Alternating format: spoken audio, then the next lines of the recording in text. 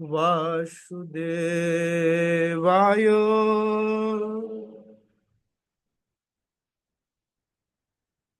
ओम नमो भगवते वासुदेवाय।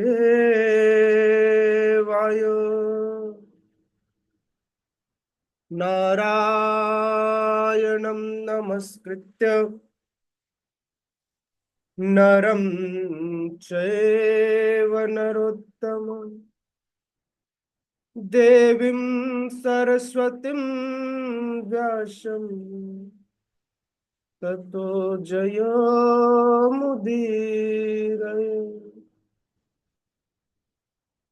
नष्टप्रायेषु अभद्रेषु नित्यं भागवत सेवया भगवते उत्तम श्लोके भक्तिर भवति नैष्ठिकी। कृष्णाय वासुदेवाय देवकी नंदनाय च नंदगोपकुमाराय गोविंदाय नमो नमः। ओम अज्ञानतिमिरन्धस्य ज्ञानञ्जनशलाकया चक्षुरुन्मीलितं येन तस्मै श्री गुरवे नमः। श्री चैतन्य मनोभीष्टं स्थापितं येन भूतले स्वयं रूपः कदा मह्यं ददाति स्वपदान्तिकम्। वन्देऽहं श्रीगुरोः श्रीयुतपदकमलं श्रीगुरुन् वैष्णवांश्च श्रीरूपं साग्रजातं सहगण रघुनाथान्वितं तं सजीवं साद्वैतं सावधूतं परिजनसहितं कृष्ण चैतन्य देवं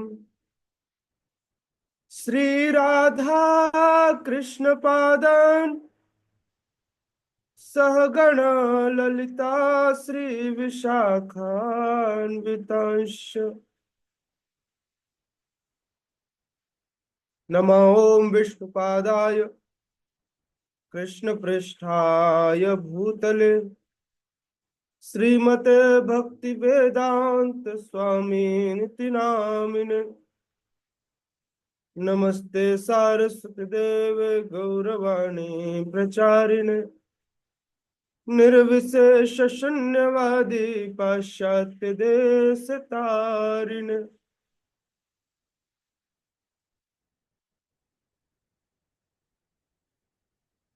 हे कृष्ण करुणा सिंधु दीन बंधु जगतपते गोपेश गोपिका कांत राधा कांत नमोस्तुते। तप्त कांचन गौरांगी राधे वृंदावनेश्वरी वृषभानुसुते देवी प्रणमामि हरिप्रिये।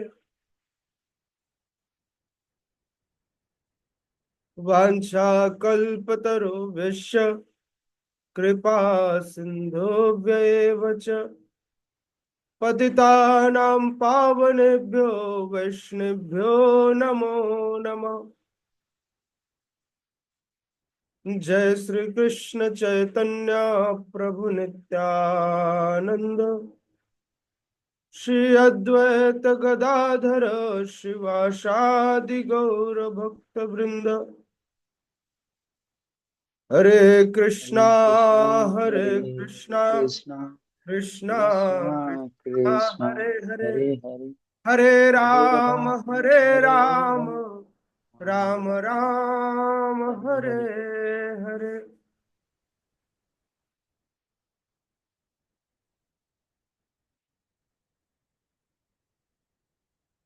स्वागत है आप सभी का श्रीमद् भगवद गीता यथारूप के अध्याय 7, जहां हम अध्ययन कर रहे हैं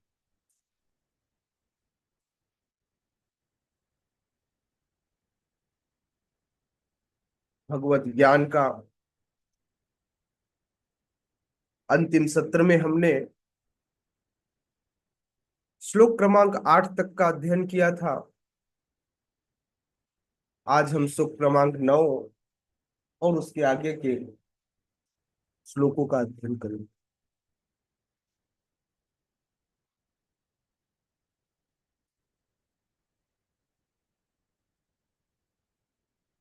पुण्यो गंध पृथिव्याम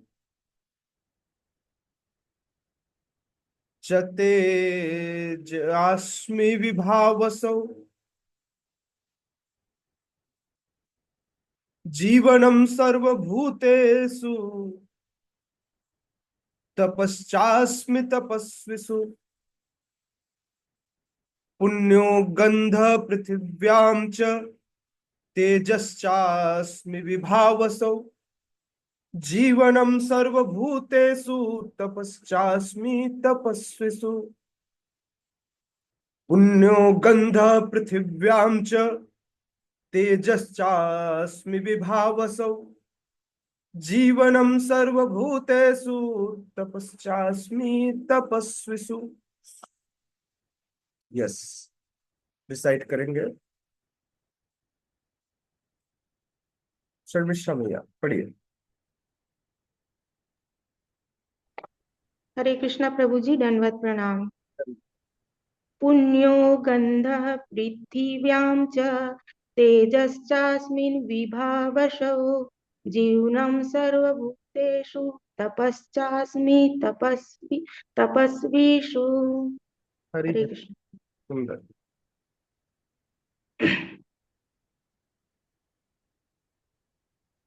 पुष्पेंद्र प्रभु। हरे कृष्ण प्रभु। यस। पुण्यो गंधः पृथ्व्या च तेजस्मि विभासो जीवनं सर्वभूतेषु तपश्चास्मि तपस्विषु। हरि हरे हरि। कृष्ण। यस, सूरज प्रभु। हरे कृष्ण प्रभु जी, दंडवत। दंडवत प्रणाम प्रभु। पुण्यो गंधा पृथिव्यां च तेजश्च अस्मि विभावसौ जीवनं सर्वभूतेषु तपश्च अस्मि तपस्विषु। हरे हरि। कृष्ण। यस, आस्था मैया। हरे कृष्णा प्रभु जी, दंडवत प्रणाम। दंडवत प्रणाम। पुण्यो गंधः पृथ्व्यां च तेजश्चामि विभावसौ जीवनं सर्वभूतेषु तपश्चास्मि तपस्विषु। हरे कृष्णा। हरि बोल। यस, प्रीति मैया हरे कृष्णा प्रभु जी, दंडवत प्रणाम। जी। पुण्यो गंध पृथिव्यां च तेजश्चास्मि विभावसौ जीवनं सर्वभूतेषु तपश्चास्मि तपस्विषु। हरे कृष्ण। हरि हरि। अंजलि मैया पढ़िए।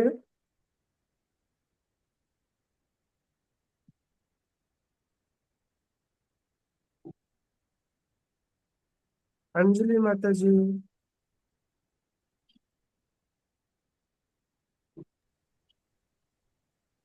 हरे कृष्ण प्रभु जी, दंडवत प्रणाम।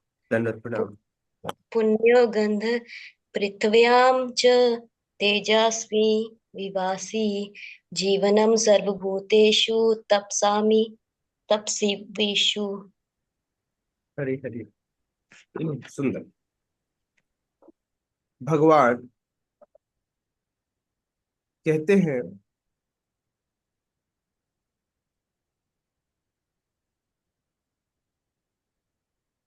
भगवान कहते हैं, मैं पृथ्वी की आद्य सुगंध, मैं पृथ्वी की आद्य सुगंध, आद्य मतलब मूल, आद्य मतलब मुख्य, मतलब पृथ्वी, आप देखेंगे इस संसार में जो भी सुगंध है, फूल से लेकर समस्त चीजों में, ये सब मिट्टी के रूपांतरण है ना।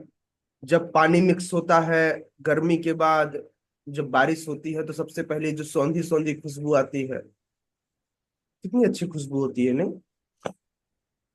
उसके अलावा जितने भी पुष्प हैं, ये सारे मिट्टी के रूपांतरण हैं, या जितने भी आप महक देखेंगे, ये कहीं ना कहीं मिट्टी के रूपांतरित रूप से ही महक पैदा होती है। तो इसलिए कह रहे हैं, मैं पृथ्वी का मूल सुगंध हूं, और अग्नि का ताप भी मैं ही हूं, है ना। मैं समस्त जीवों का जीवन और तपस्वियों का तप हूं। मैं समस्त जीवों का जीवन हूं, मतलब अगर मैं न रहूं तो जीवन नहीं रहेगा, मैं न रहूं तो स्वाद नहीं रहेगा, मैं न रहूं तो ताप नहीं रहेगा, और मैं न रहूं तो तप कहां से रहेगा। समझ रहे हैं आप? अगर परमात्मा आपके अंदर से चले जावे, तो क्या होगा? तो क्या होगा? व्यक्ति मर जाएगा। हम्म। तो इसलिए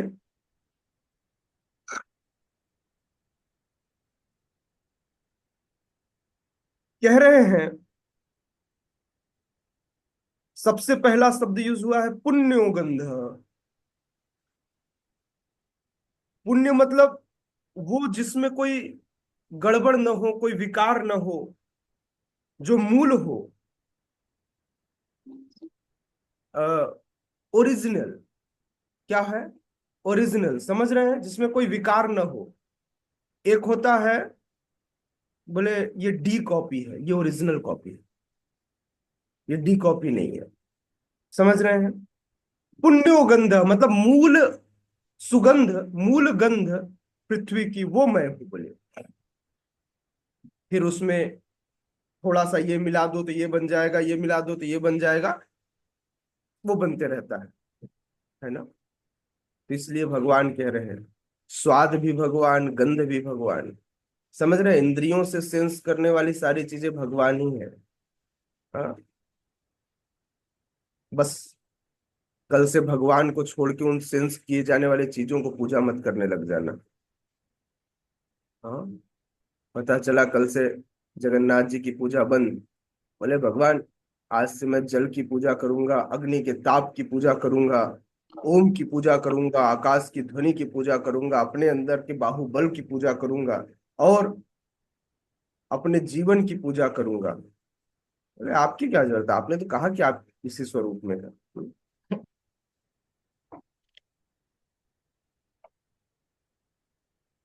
शिला प्रभुपाद लिखते हैं, इस जगत में प्रत्येक वस्तु में कोई ना कोई सुगंध होती है, यथा फूल में सुगंध, जल, पृथ्वी, अग्नि, वायु आदि की सुगंध। समस्त वस्तुओं में व्याप्त अदूषित भौतिक गंध जो आद्य सुगंध है, वह कृष्ण है। इन सब का जो मूल गंध है, वह क्या है? वह कृष्ण है। इसी प्रकार प्रत्येक वस्तु में, कोई भी वस्तु उठा लीजिए, उसमें भी एक स्वाद होता है। वह स्वाद कौन है? कृष्ण है। डॉक्टर टीडी सिंह, नाम सुना है आपने? शिला प्रभुपाद के एक शिष्य हुए, जो साइंटिस्ट थे, भक्ति स्वरूप दामोदर गोस्वामी महाराज। वे एक बार शिला प्रभुपाद के अनुयायी बनने के बाद, भक्त बनने के बाद, अपने साइंटिस्ट लैब में कुछ रिसर्च कर रहे थे। उनको बहुत तेज भूख लगी, तो उन्होंने तुरंत भगवत गीता निकाला, सामने रखा, एक सेब काटा, उसमें एक तुलसी पत्ता डालकर तुरंत भोग लगाया और खा लिए। तो उनके एक साथी मित्र थे, बोले ये आप लोग ढोंग बहुत करते हैं, मतलब क्या ऐसे कोई सामने किताब के सामने रख देने से कोई भगवान खा लेता है क्या? उसने बोला यस, बिल्कुल भगवान ने खाया। अब पहले ये दूषित था, अब ये अदूषित है, अब इसके अंदर विशेष स्वाद है। बोले मैं नहीं मानता। तो स्वरूप महाराज ने, भक्ति स्वरूप दामोदर महाराज ने बोला ओके। तो उन्हीं के सामने एक सेब लिया, उसके दो टुकड़े किए, एक टुकड़े को भोग लगाया और एक टुकड़े को भोग नहीं लगाया। और उन दोनों टुकड़ों में से, उन दोनों टुकड़ों के छोटे छोटे टुकड़े खाने को दिए। जब साथी मित्र ने खाया तो उसे जिस टुकड़े में भोग लगा था उसमें एक अद्भुत स्वाद का अनुभव हुआ। उसने बोला कुछ तो गड़बड़ है। उसने दोनों टुकड़ों का परीक्षण किया, उन पर रिसर्च किया, तो पता चला कि दोनों के अंदर मिनरल्स में भारी अंतर है। तो इसलिए इसे सामान्य न समझा जाए, है ना। शिला प्रभुपाद शिला प्रभुपाद कह रहे हैं इस प्रकार प्रत्येक वस्तु में एक विशिष्ट स्वाद होता है और इन स्वाद को रसायनों के मिश्रण द्वारा बदला जा सकता है। इसी प्रकार प्रत्येक वस्तु में कोई मूल गंध भी होता है ना। विभा वसु का अर्थ है अग्नि। अग्नि के बिना न तो मोटर कार चल सकती, न ही किसी प्रकार की मशीन, ये सारी अग्नि से चलती है। जितने भी उग्र कर्मा है, कौन से कर्मा?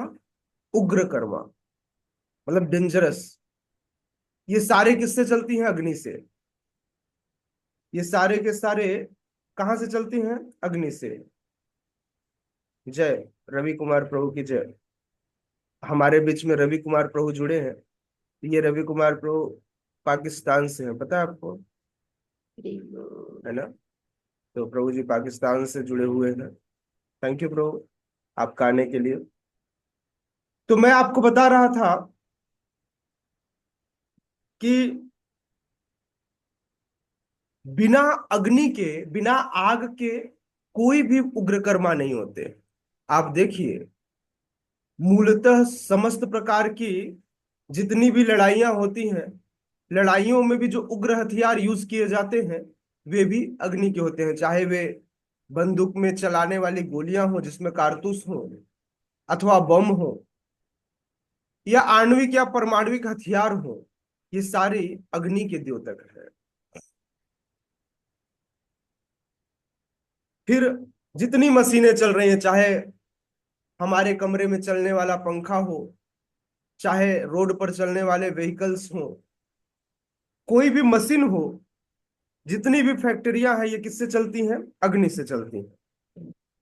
तो अग्नि के बिना न फैक्ट्री चल सकती, न भोजन पक सकता। इसलिए यह अग्नि, इस अग्नि की जो उष्मा है, इस उष्मा को कभी क्या कहा गया?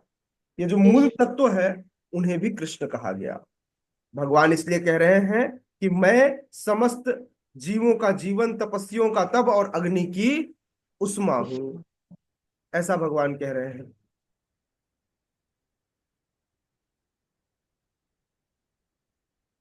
जब आयुर्वेद में ऐसा कहा जाता है कि जब पेट की अग्नि शांत हो जाती है तब पेट खाना पचाने में असमर्थ होता है।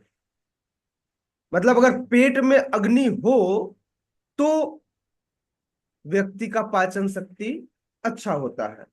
तो इसलिए पेट में जाने वाले अनाज को भी पकाने के लिए क्या चाहिए? वहां भी अग्नि चाहिए।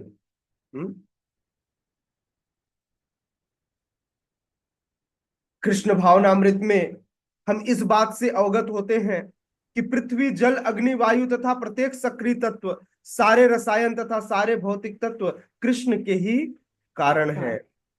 मनुष्य की आयु भी मनुष्य की आयु भी कृष्ण के कारण है। अतः कृष्ण की कृपा से ही मनुष्य अपने दीर्घायु या अल्पजीवी बन सकता है। अतः कृष्ण भावनामृत प्रत्येक क्षेत्र में सक्रिय रहता है। तो हमारे जीवन का प्रत्येक क्षण कृष्ण से निर्मित है।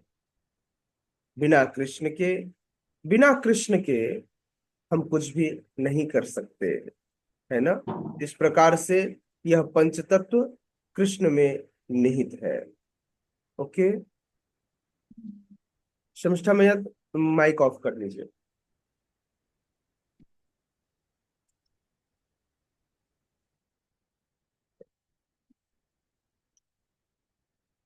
श्लोक क्रमांक 10।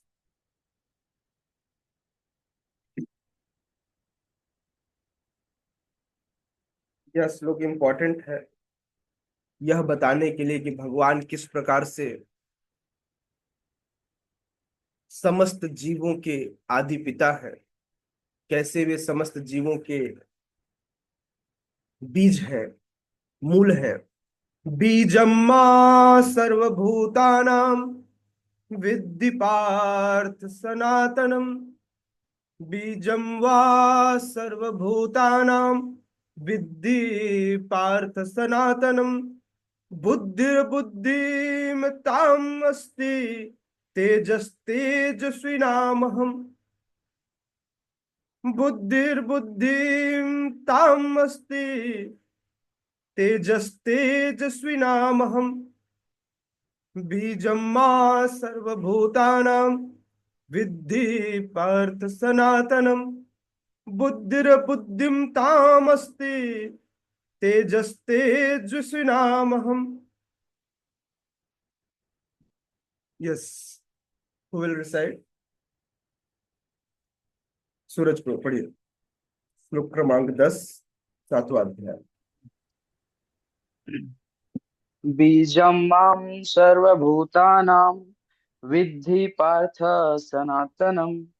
बुद्धिर्बुद्धिमतामस्मि तेजस्तेजस्विनामहम्। हरे कृष्ण। हरि हरि।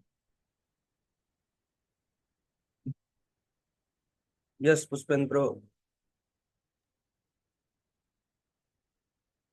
हरे कृष्ण प्रभु। बीजं मां सर्वभूतानां विद्धि पार्थ सनातनं। बुद्धिमत्तमस्मि तेजस्विनामहम्। हरे कृष्ण। हरि हरि। शर्मिष्ठा मैया।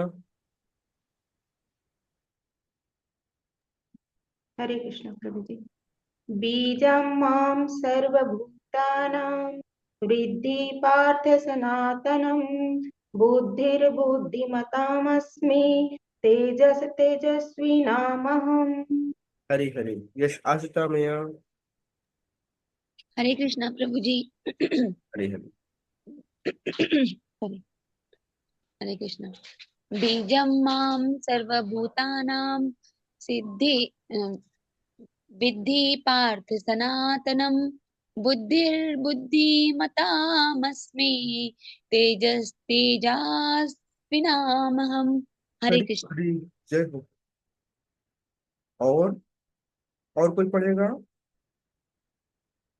Yes Hare please. कृष्ण प्रभु जी, मैं बोल रही हूँ। जी। बीजं मां सर्वभूतानां विद्धि पार्थ सनातनम। बुद्धिर्बुद्धिमताम् अस्मि तेजस्तेजस्विनामहम्। हरे कृष्ण। यस शुभ माधव प्रभु। बीजं मां सर्वभूतानां विद्धि पार्थ सनातनः।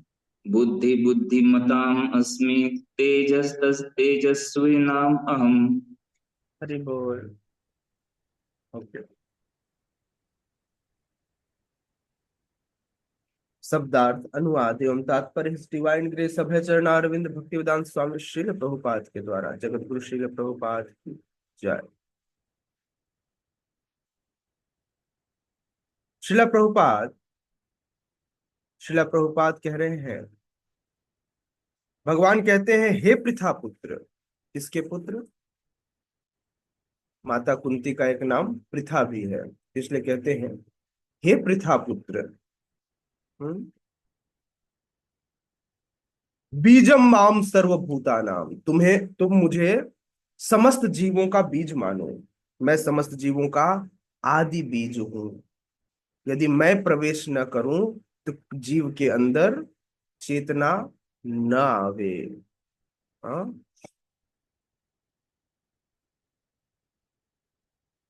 फिर कह रहे हैं विद्धि पार्थ सनातनम। हे पार्थ, हे पार्थ, यह जान लो कि, यह जानने का तुम प्रयास करो कि बुद्धिर बुद्धिम, बुद्धिर बुद्धिम अतामस्ति तेजस तेज स्विनामहम। कहते हैं बुद्धिमानों की बुद्धि, तो जितने बुद्धिमान बैठे हैं वह बुद्धि भी, हम सब अपने आप को मूर्ख तो मानते नहीं है, परम बुद्धिमान है, तो आपकी जो बुद्धिमता है वह भी कृष्ण है। और आप सब तेजस्वी लोग हैं। मोदी जी कहते हैं कितनी तेजस्वी लोग हैं ये वही वाले तेजस्वी की बात कर रहे हैं। समझ रहे हैं आप? तो समस्त तेजस्वियों के अंदर का जो तेज है वह भी भगवान कह रहे हैं मैं हूं। हम्म?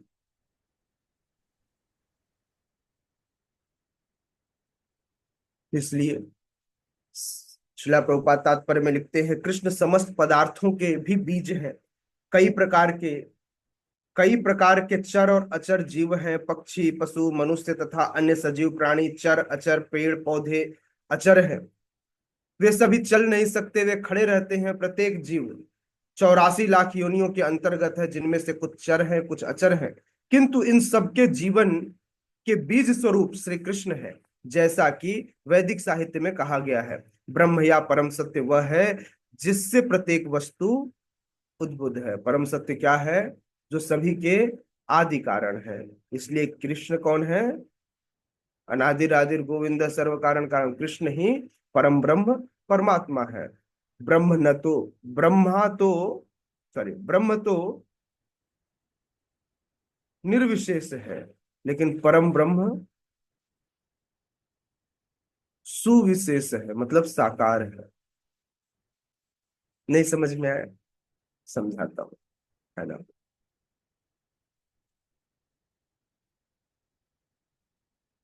निराकार से साकार नहीं निकलती, साकार से निराकार निकल सकती है। प्रकाश से सूर्य नहीं निकलता, सूर्य से प्रकाश निकलता है। स्वाद से जल नहीं निकलता, जल से स्वाद निकलता है। इसीलिए परम ब्रह्म से ब्रह्म ज्योति निकलती है, मतलब परम ब्रह्म के प्रकाश को, परम ब्रह्म के शरीर से निकलने वाले प्रकाश को क्या कहते हैं? ब्रह्म ज्योति कहते हैं। तो इसलिए कह रहे हैं कि ब्रह्म निर्विशेष, इस ब्रह्म ज्योति की बात कर रहे हैं कि ब्रह्म निर्विशेष है, लेकिन परम ब्रह्म साकार है। समझ में आया इस लाइन का मतलब? भगवान साकार हैं और उनके शरीर से निकलने वाली ब्रह्म ज्योति निर्विशेष है, क्योंकि वह फैली हुई है ना। निर्विशेष ब्रह्म साकार रूप में आधारित है, मतलब बिना साकार के, क्योंकि कोई भी चीज ऐसी नहीं है जो साकार हो और वो निराकार से निकली है। संसार में एक चीज बता दीजिए जो ऐसे हवा, मतलब जो अभी साकार स्वरूप में हो और उसे निराकार ने बनाया हो, ये नहीं। इसको मतलब ये निराकार से बनी है, निराकार से निकली है, नहीं।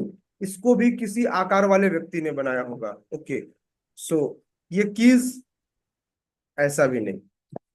तो ये फोन देखिए गिर गया, आकार वाला व्यक्ति, ये देखो, आकार वाले व्यक्ति निराकार ने नहीं उठाया। कहने का तात्पर्य ये है, कहने का तात्पर्य ये है कि जब तक साकार स्वरूप नहीं होगा तब तक उससे निराकार की अभिव्यक्ति नहीं होगी। निराकार से किसी भी साकार की अभिव्यक्ति नहीं होती, और निराकार से निराकार की भी अभिव्यक्ति नहीं होती, है ना। हैंडल कीजिए सूरज पे वो, आप होस्ट है, म्यूट कीजिए सामने वाले व्यक्ति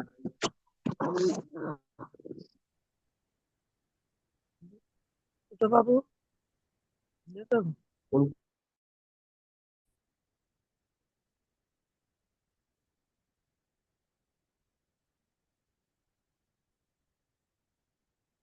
हरी हरी। सो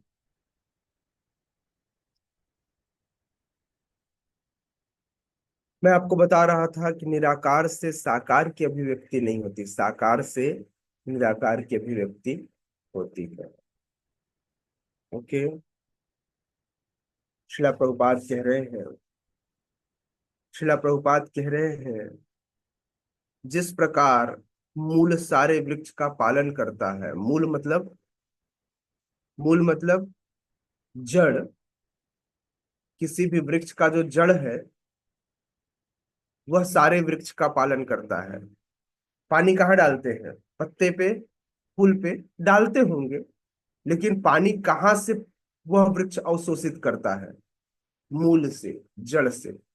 तो जिस प्रकार से जड़ वृक्ष का पालन करता है, उसी प्रकार कृष्ण मूल होने के कारण, सर्व कारण कारणम, मूल होने के कारण इस जगत के समस्त प्राणियों का पालन करते हैं। कल यही प्रश्न पुनः पूछा था मुझसे सुख माधव प्रभु ने, प्रभु जी ये बार बार यह श्लोक आता है। कौन सा श्लोक? नित्यो नित्यानाम चेतनस्य चेतनानाम एको बहुनाम यो विदधाति कामान। हाँ, वे समस्त नित्यों में भी क्या है? नित्य है। वे समस्त जीवों में परम चेतना है, वे ही समस्त जीवों का पालन करते हैं। मनुष्य बुद्धि के बिना कुछ नहीं कर सकता, और कृष्ण भी कहते हैं मैं समस्त बुद्धियों का क्या हूं? मूल हूं। और जब तक व्यक्ति बुद्धिमान नहीं होता तब तक कृष्ण को नहीं समझ सकता। जितने व्यक्ति यहाँ बैठे हैं, अगर ये मूर्ख होंगे तो कृष्ण को नहीं समझेंगे। आप सब मूर्ख हैं? हाँ, मूर्ख हो सकते हैं, लेकिन यहाँ कह रहे हैं कि जो मूर्ख होता है वह भगवान को नहीं समझ सकता। इसका मतलब ये है कि हम सब कृष्ण को इसलिए समझ पाते हैं क्योंकि हमने अपनी बुद्धि का सदुपयोग किया है, क्योंकि हमारे अंदर जो बुद्धि है वह भी कृष्ण है। श्रीमद् भागवतम में कहा गया है, कृष्ण वर्ण त्रिषा कृष्ण सांगो पांगास्त्र पार्षदम यज्ञ संकीर्तन प्रायः यजन्ति ही सुमेधसः। यजन्ति ही सुमेधसः, बोले वही व्यक्ति इस धर्म का पालन करेगा, इस यज्ञ का, इस संकीर्तन यज्ञ में भाग लेगा जो सुमेध होगा। मेध नहीं, मेधावी नहीं। जैसे जो बुद्धिमान, जो अच्छा लड़का होता है उसको क्या बोलते हैं? ये मेधावी छात्र है। कह रहे सुमेध, जो अत्यंत बुद्धिमान होगा। ऐसा भी नहीं कह रहे सिर्फ बुद्धिमान, बोले जो बहुत ज्यादा बुद्धिमान होगा वही संकीर्तन यज्ञ में भाग लेगा। यजंती ही सुमेधस, वही इस संकीर्तन यज्ञ, संकीर्तन प्राय कलयुग में विशेष प्रकार का यज्ञ करेगा। कौन सा यज्ञ? संकीर्तन यज्ञ। यज्ञ संकीर्तन प्रायः यजंती ही सुमेधस। क्यों? बोले इसलिए क्योंकि कृष्ण इस भौतिक जगत में, इस कलयुग में आएंगे। कैसे आएंगे? तो बोले कृष्ण वर्ण त्विषा अकृष्ण, रहेंगे तो कृष्ण लेकिन गोरे रूप में आएंगे। कृष्ण वर्ण त्विषा अकृष्ण, इस बार कृष्ण ही आएंगे, लेकिन काले वाले कृष्ण नहीं आएंगे, श्याम वाले कृष्ण नहीं आएंगे। कौन से कृष्ण आएंगे? गोरे वाले आएंगे। सांगो पांगास्त्र पार्षदम, अकेले भी नहीं आएंगे, पूरी भीड़ चलेगी एक साथ, जहां चलेंगे वहां लोगों की ऐसे भीड़ लग जाएगी। तो पंच तत्व ही नहीं, इसलिए हम प्रणाम करते हैं तो हम कहते हैं क्या? हम कहते हैं जय श्री कृष्ण चैतन्य प्रभु नित्यानंद श्री अद्वैत गदाधर श्रीवास आदि गौर भक्त वृंद, जितने गौर के भक्त हैं हम सबको एक साथ प्रणाम करते हैं। चैतन्य महाप्रभु नित्यानंद प्रभु अद्वैत आचार्य गदाधर पंडित श्रीवास पंडित सहित समस्त गौर भक्तों को हम एक साथ प्रणाम करते हैं। ठीक है, तो इसलिए भगवान को केवल बुद्धिमान लोग ही समझ सकते हैं। बलम बलवताम चाहम कामराग विवर्जितम धर्मा विरुद्धोऽभ्युतेषु कामोऽस्मि भरतर्षभ।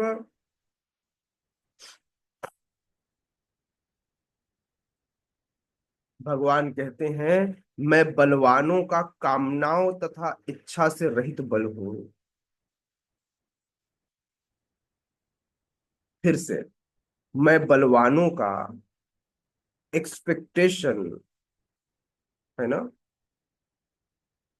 कामनाओं तथा इच्छा से रहित जो बल है वह मैं हूं। मतलब जो शुद्ध बल है, जो केवल धर्म के लिए प्रयोग किया जाए, इंद्रिय तृप्ति के लिए न प्रयोग किया जाए, ऐसे शुद्ध सात्विक बल की उपमा भगवान अपने आप से दे रहे हैं। मैं बलवानों के अंदर बल हूं, लेकिन वह बल जो धर्म की रक्षा करे, वह बल जो किसी को पीटे, उसके लिए नहीं, अननेसेसरली। इसलिए अर्जुन सबको मारने को तैयार नहीं था। भगवान कहते हैं मैं, हे अर्जुन मैं कह रहा हूं अब मारो। बोले ओके, अब बल का प्रयोग आपके लिए करना है, आपके लिए किया जाएगा। इसलिए हमारे अंदर जो क्षमताएं हैं, यदि मैं उसे अपने सेंस ग्रेटिफिकेशन के लगाऊं तो गड़बड़ है। भगवान कह रहे हैं जो इच्छा और अपेक्षा से रहित है। क्या? इच्छा और अपेक्षा से रहित है।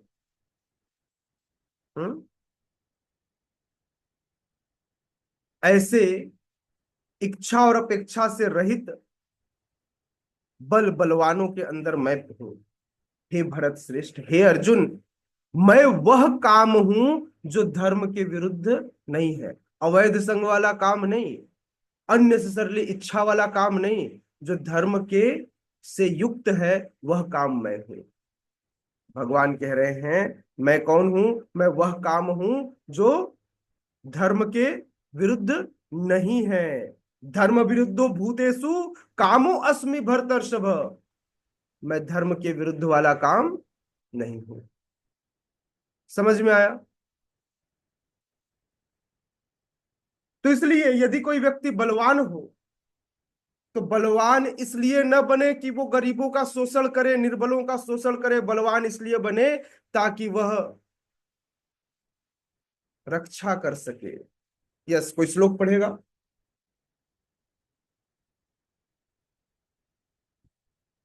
जो नहीं पढ़ा है, जो अभी तक नहीं पढ़ा है। आप तो पढ़ लिया सीता में यार। और कोई? श्लोक क्रमांक 11।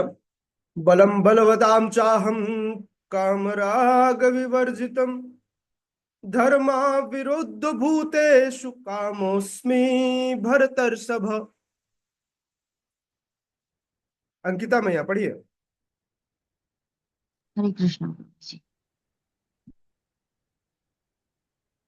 बलं बलवतं चाहं कामगा विवर्जितं धर्मविरोधभूतेषु कामषु भरतवर्षम्।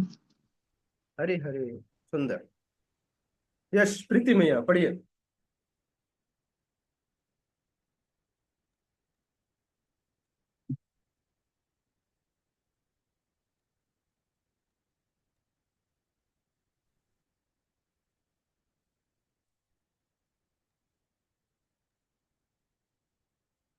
प्रीति मैया की शायद ऑडियो ऑन नहीं हो रही है।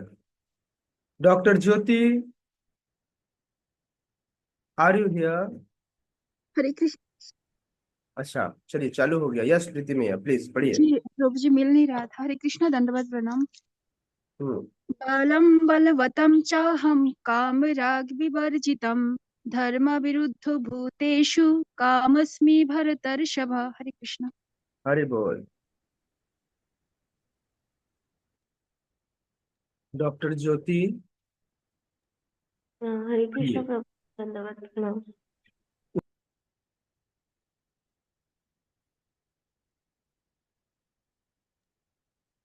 उठे नहीं आप? जी प्रभु जी, थोड़ी तबीयत ठीक नहीं है तो मैं बस सुन रही हूँ।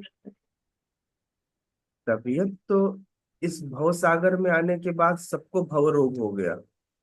खराब तो सबकी तबीयत है। ठीक है, हम प्रार्थना करते हैं विशाल प्रभु के लिए, उनकी भी तबीयत अच्छी नहीं है। डॉक्टर ज्योति के लिए, उनकी भी तबीयत अच्छी नहीं है। देखिए ये कितने कितने सीरियस लोग हैं कि ये तबीयत खराब होने के बाद भी बहाना नहीं कर रहे हैं, क्लास में फिर भी आए हैं। तो हम इनके लिए प्रार्थना करेंगे बाय लाउडली चैंटिंग हरे कृष्णा कृष्णा कृष्णा हरे हरे, हरे राम राम राम हरे हरे। ठीक है, तो शिला प्रभुपाद कहते हैं यदि कोई व्यक्ति बलवान है तो उस वो बल का प्रदर्शन न करे, वो बल का प्रयोग करे किसके लिए? दुर्बलों की रक्षा के लिए, धर्म की रक्षा के लिए। हनुमान जी के पास खूब सारा बल था। हनुमान जी ने उस बल का प्रयोग क्या किया? सेतु बंधन में किया। उस बल का क्या प्रयोग किया? राम जी के काज को पूरा करने के लिए किया।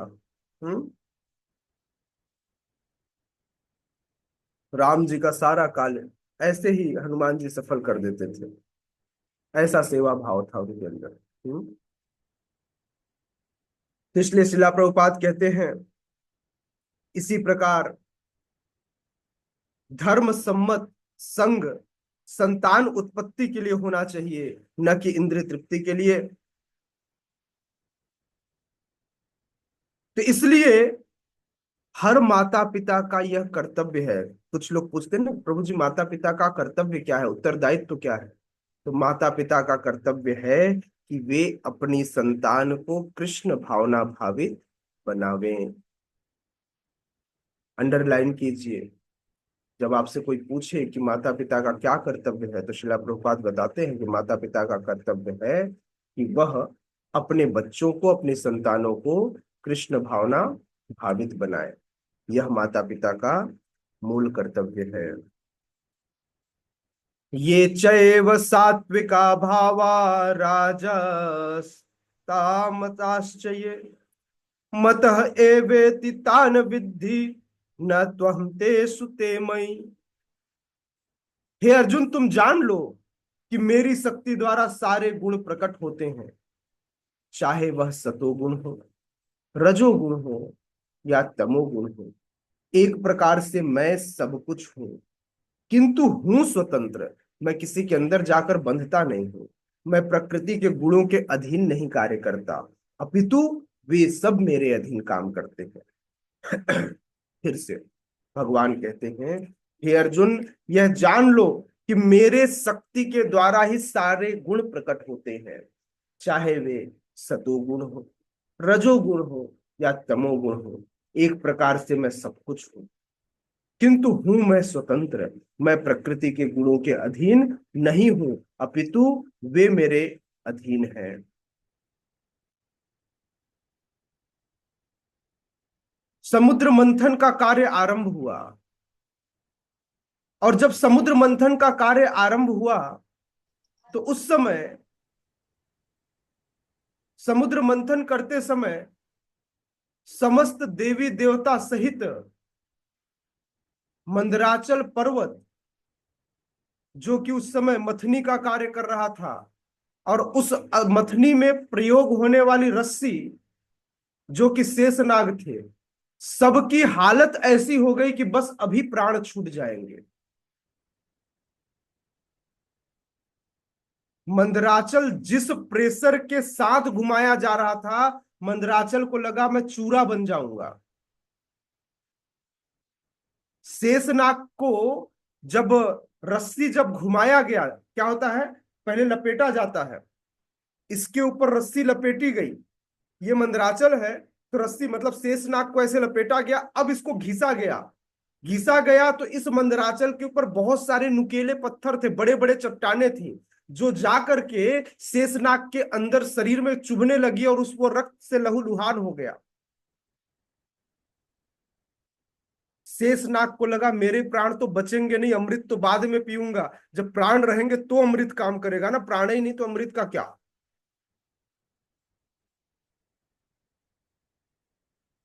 समस्त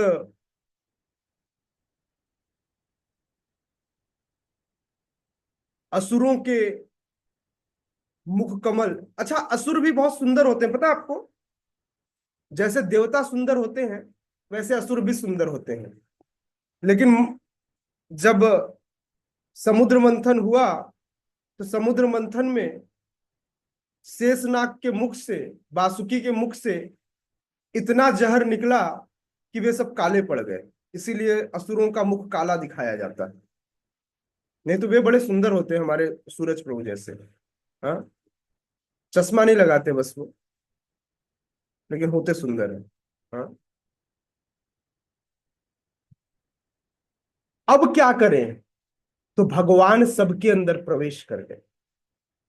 भगवान अजीत ने आकर के मंदराचल को ऐसे थाम लिया, ऐसे पूरा, ताकि मंदराचल बिफर न पड़े, डस्ट न बन जाए, चूरा न हो जाए, तो मंदराचल सिमट गया। तमोगुण के रूप में प्रवेश किया असुरों के अंदर भी और वासुकी के अंदर भी। जब व्यक्ति दारू पी लेता है ना, तो उसको चोट लगती है, उसको पता नहीं चलता। जब नशा हटता है तब पता चलता है, अरे भाई कमर में दर्द, सर में दर्द, हाथ में दर्द, ये क्या हो गया। जब तक नशे में था तब तो है, बोले सबसे बड़ा कौन, बोले सबसे बड़ा वो जो, और वासुकी सहित समस्त असुरों के अंदर, क्योंकि असुरों को भी बड़ा जलन हो रहा था, और देवताओं के अंदर भगवान ने प्रवेश किया सत्व गुण के रूप में। जब उनको भी दूर से ताप महसूस होते, भगवान उनके ऊपर पानी का फव्वारा गिराते सत्व गुण के रूप में, क्योंकि वो कीर्तन कर रहे थे। कीर्तन करते हुए वे लोग, जैसे आपने दिखा होगा ना, जब युद्ध हो रहा था, राम रावण विशेष युद्ध चल रहा था, तो दोनों पक्ष की सेनाओं में, अलग प्रकार का,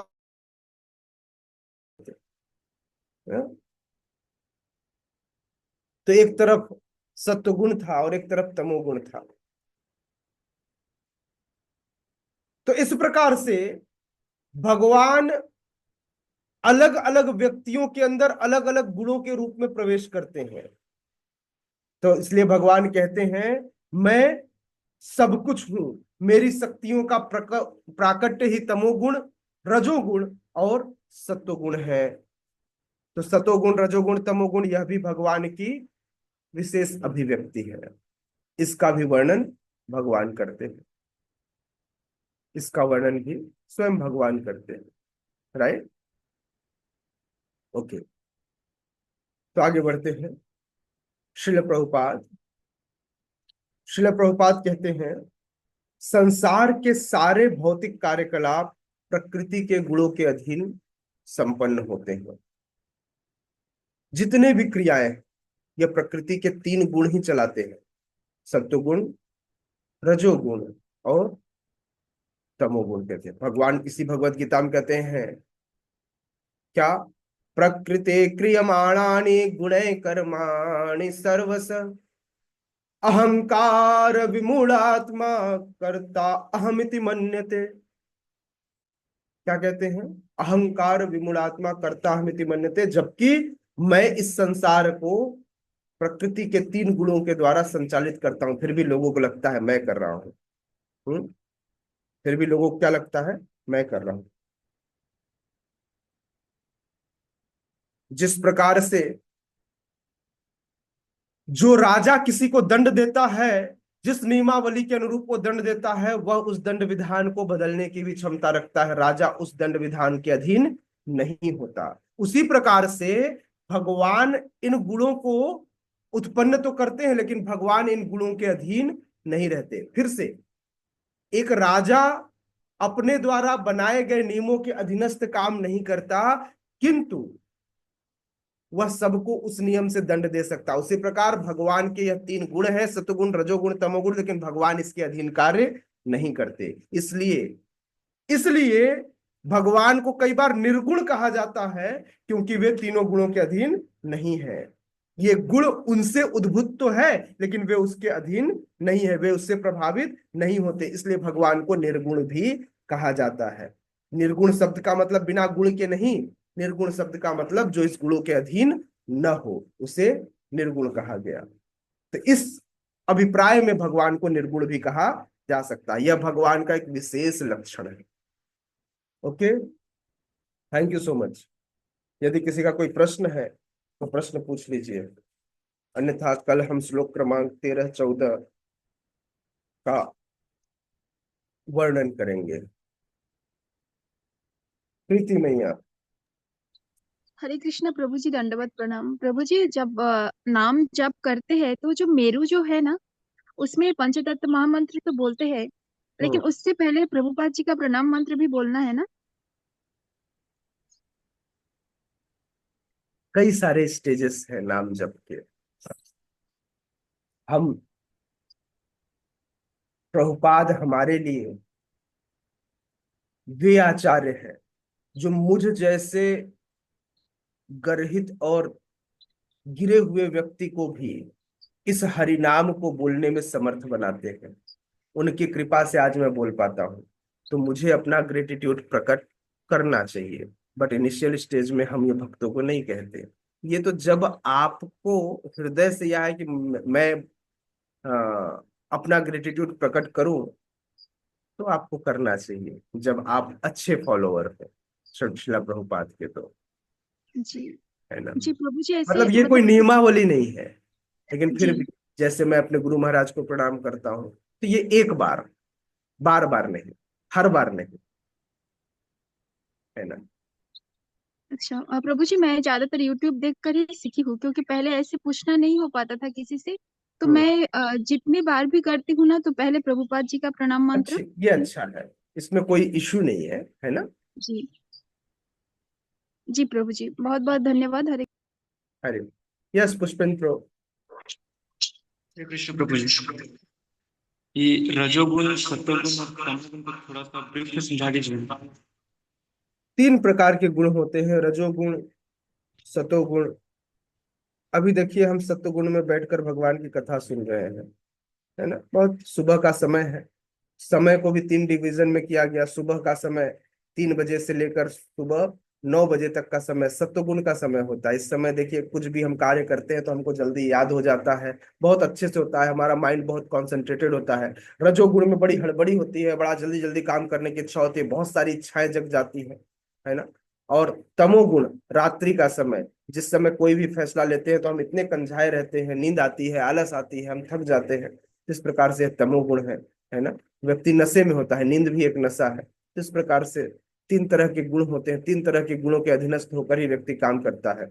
जिस प्रकार से हम किसी की सेवा करें, सहायता करें, तो सत्व गुण की निशानी है। यदि हम कोई बहुत पाने की कोई चीज इच्छा रखते हैं तो रजोगुण की निशानी है। जिस प्रकार से ब्रह्मा जी सृजन करते हैं सृष्टि का, और रजोगुण में करते हैं। अगर रजोगुण ना हो तो सृजन नहीं किया जा सकता, है ना। जो कुछ भी बनाया जाता है, कार्य किया जाता है, सब रजोगुण में किया जाता है। इसलिए आप देखो, सदैव जो सैनिक होते हैं वो रजोगुण में होते हैं, गुस्से में होते हैं, है ना। तो इस प्रकार से रजोगुण में बहुत मेहनत कर पाते हैं, और तमोगुण में व्यक्ति गलत करता है, सही नहीं करता कोई भी कार्य। ठीक है, तो इस प्रकार से अभी हम इन गुणों का विशेष हम व्याख्या करेंगे इसी श्रीमद् भगवद गीता में, है ना। प्रकृति के 3 गुणों का हम वर्णन करेंगे, बहुत बृहद व्याख्या करेंगे इसकी आने वाले समय में। ठीक है, हरे कृष्ण प्रभु जी, धन्यवाद। हरे बोल। Thank you so much. आप समस्त भक्तों का खूब सारा धन्यवाद।